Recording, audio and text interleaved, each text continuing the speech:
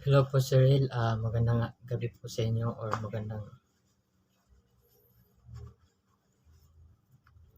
Hello po Sir Hill, magandang araw po sa inyo or magandang gabi po sa inyo ngayon. Magre-recite ng Bill of Rights, Article 3 Bill of Rights ng naka-blindfold. So Sir, please po, kamo na nakabalo sa amo Sir po, please.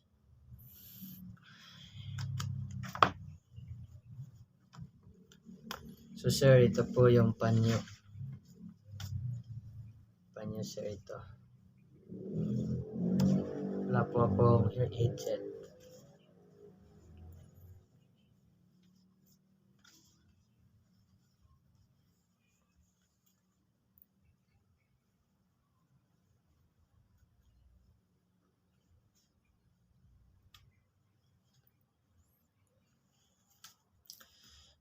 Article 3 Bill of Rights, Section 1.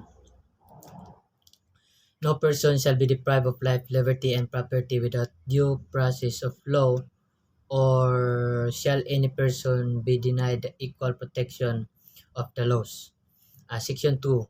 The right of the people to be secure in the persons, houses, papers, and effects against unreasonable searches and seizures or whatever nature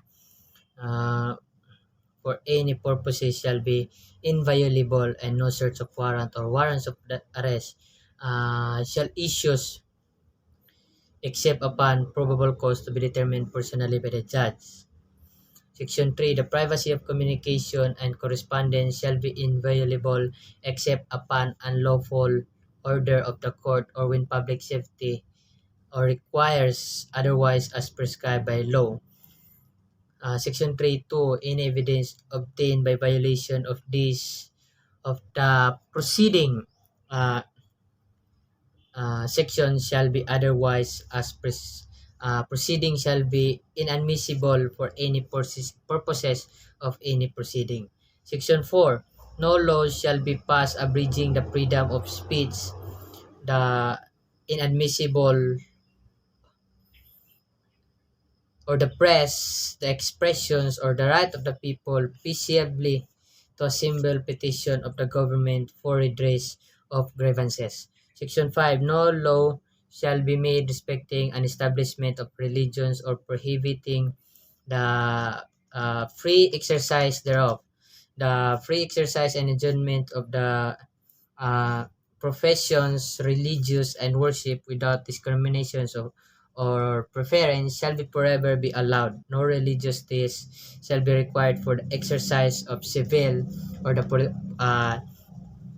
political rights. Section 6. The liberty of abode of the changing the same within the limits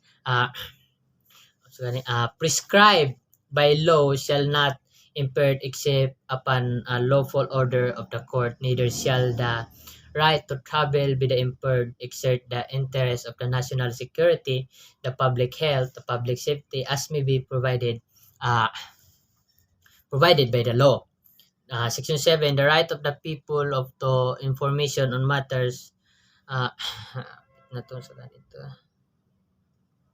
of public concern shall to be recognized access to official records and to documents and papers pertaining to official acts, transactions, or decisions, as well as the government research data used as basis for publicity development shall be afforded the citizens subject to such limitation as may be provided by the law.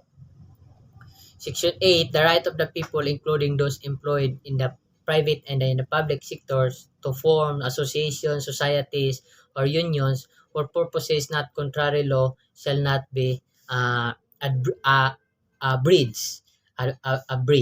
Section 9. Private property shall not be taken for any public use without just compensation. Section 10. No law impairing the obligation of contracts shall be passed. Section 11. Free access to the courts and quasi-judicial bodies and adequate legal assistance shall not be denied to any persons by reasons of poverty. Kapit na. Sarangani ka na section. Section 12. 1. Any person under investigation for the commission of an offense shall have the right to inform that his right to remain silent and to have complement and independent counsel uh, pref-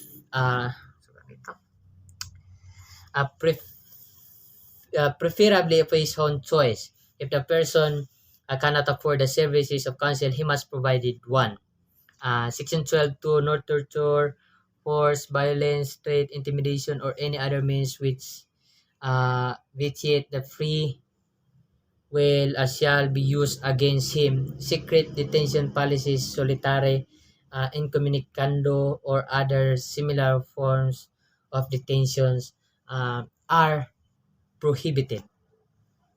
Uh, Section 13. All persons except those charged with offenses punishable by reclusion perpetua when evidence of guilt is strong shall before the conviction be liable. P... Ganito. Ay, apit na may cut. Apit na. B... Uh,